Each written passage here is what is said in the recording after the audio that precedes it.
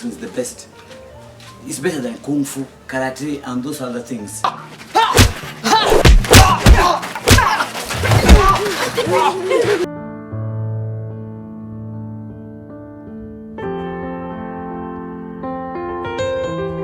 You told us that kickboxing is the best. You know, we have a problem. What are you, master?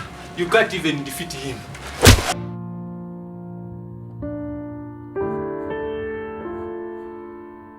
What do you want?